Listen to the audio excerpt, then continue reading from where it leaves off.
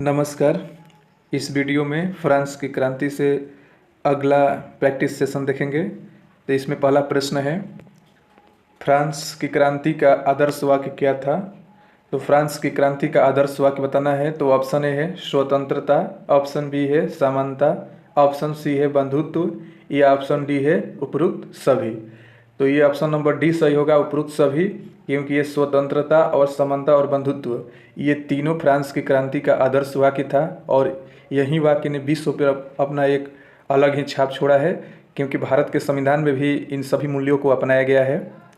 अगला प्रश्न, लुई 16वें ने आर्थिक संकट के सुधार हेतु इनमें से किसे सलाह ली थी, यानी इसमें से किससे सलाह ली थी। तो ऑप्शन ए है तुर्गो, या ऑप्शन बी है नेकर, या ऑप्शन सी है एक और दो दोनों, या ऑप्शन डी है इनमें से कोई नहीं। तो लुई 16वां ने आर्थिक संकट के सुधार हेतु नेकर और तुर्गो और नेकर दोनों से सलाह ली थी। तो ऑप्शन नंबर सी सही होगा। अगला प्रश्न, फ्रांसीसी क्रांति के दौरान स्टेट्स जनरल की बैठक को कब बुलाया गया था, यानी स्टेट जनरल की बैठक को कब बुलाया गया था फ्रांसीसी क्रांति के दौरान। तो ऑप्शन ए है 1882, ऑप्शन बी है 1889, या ऑप्शन सी है 1789, या ऑप्शन डी है 1788। तो ऑप्शन नंबर इसमें सी होगा, 1789 में स्टेट्स जनरल की बैठक बुलाई गई थी और लुई 16वें ने ये अधिवेशन बुलाने के लिए आदेश दिया था। अगला प्रश्न, स्पिरिट ऑफ लॉ नामक पुस्तक के लेखक कौन है। तो ऑप्शन ए है रूसो, ऑप्शन बी है मैकियावेली, या ऑप्शन सी है मॉन्टेस्क्यू, या ऑप्शन डी है लॉक। तो स्पिरिट ऑफ लॉ जो पुस्तकें हैं ये ऑप्शन नंबर सी मॉन्टेस्क्यू की पुस्तकें हैं, इसलिए ऑप्शन नंबर सी होगा। अगला प्रश्न, किसने कहा था यदि रूसो नहीं होता तो फ्रांस की क्रांति नहीं होती। ये मतलब किसका कथन है कि रूसो नहीं होता तो फ्रांस की क्रांति नहीं होती, क्योंकि फ्रांस की क्रांति में वहाँ के विद्वान जो थे वो अपने लेखन के माध्यम से जनता में जागरूकता फैला रहे थे। तो उन्हीं के संबंध में ये कथन है। तो ऑप्शन ए है दिद्रो, या ऑप्शन बी है नेपोलियन, या ऑप्शन सी है वाल्टेयर, या ऑप्शन डी है इनमें से कोई नहीं। तो ऑप्शन नंबर इसमें बी सही होगा। नेपोलियन का ये कथन था कि यदि रूसो नहीं होता तो फ्रांस की क्रांति नहीं होती। और यहाँ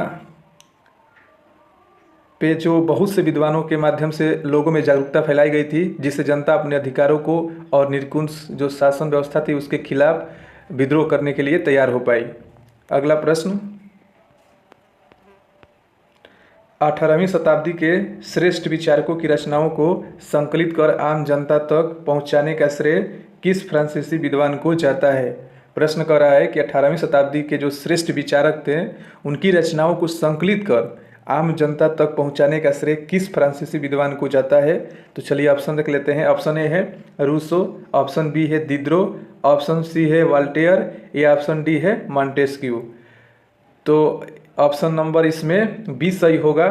दिद्रो का ये कारनामा था, क्योंकि ये वहाँ रूस में ये फ्रांस में ये क्या कर रहा था कि रूसो हुआ, वाल्टेयर हुआ, या इसमें मॉन्टेस्क्यू हुआ, इस सब विद्वानों का जो विचार था उसको अपने एक पुस्तक में संकलित करके या लेख में प्रकाशित करता था और जनता में उसको जनता तक पहुंचाता था, जिससे जनता उस सब चीज़ को पढ़ के जागरूक हुई और अपने अधिकारों के प्रति और कर्तव्यों के प्रति जागरूक होके वहाँ पे अपने अधिकारों की मांग की, क्रांति की। यानी सब में योगदान दिद्रो का है और दिद्रो को ही फ्रांस की जो शासक था वो अपना दुश्मन समझता था।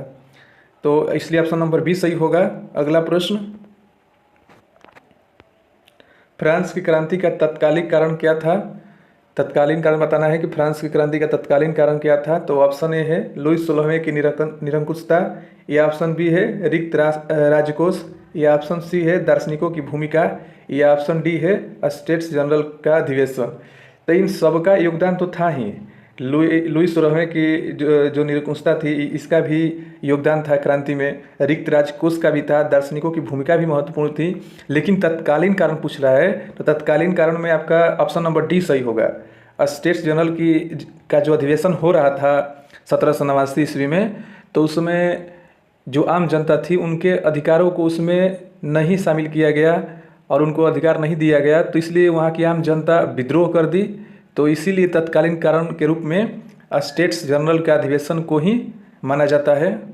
बाकी सबका योगदान था, लेकिन तत्कालीन कारण में स्टेट जनरल की जो बैठक हो रही थी इसका योगदान था। 8वां क्वेश्चन है, फ्रांस का शासक लुई 16वें को फांसी पर कब चढ़ाया गया था? वहाँ का जिसके शासनकाल में, लुई 16वें के शासनकाल में फ्रांस की क्रांति हुई थी, तो उसको कब फांसी दिया गया था? तो ऑप्शन ए है 1789, ऑप्शन बी है 1791, ऑप्शन सी है 1793 और ऑप्शन डी है इनमें से कोई नहीं।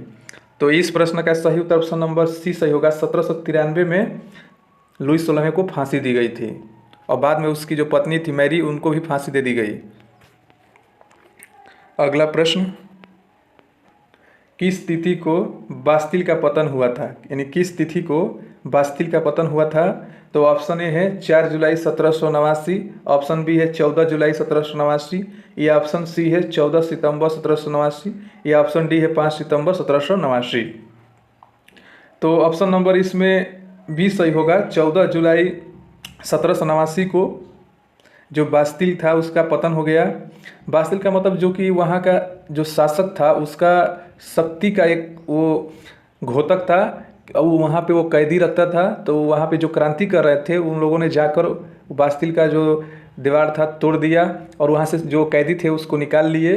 तो उसके पतन के रूप में हम वहाँ पे देखते हैं कि 14 जुलाई 1789 को ही एक जो बास्तिल का पतन हुआ था, और इसी दिन 14 जुलाई को ही वहाँ पर स्वतंत्रता दिवस के रूप में मनाया जाता है, मुक्ति दिवस के रूप में भी मनाया जाता है। इसलिए ऑप्शन बी सही होगा। इस वीडियो का आखिरी प्रश्न देखते हैं, निम्नलिखित कथनों पर विचार कीजिए। कथन दिया गया उस पर विचार करना है। फ्रांस के क्रांतिकारियों द्वारा 27 अगस्त 1789 को मानव और नागरिकों के जन्मजात अधिकारों को घोषित किया गया।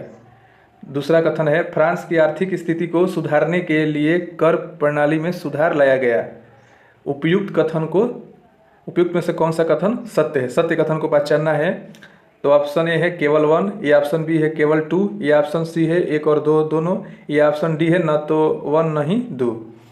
तो ऑप्शन नंबर इसमें सी सही होगा, 1 और 2 दोनों सही है, क्योंकि फ्रांस के क्रांतिकारियों द्वारा 27 अगस्त 1789 को मानव और नागरिकों के जन्मजात अधिकारों को घोषित किया गया था और फ्रांस की आर्थिक स्थिति को सुधारने के लिए कर प्रणाली में सुधार लाया गया था। तो ये दोनों कथन ही सही है। धन्यवाद।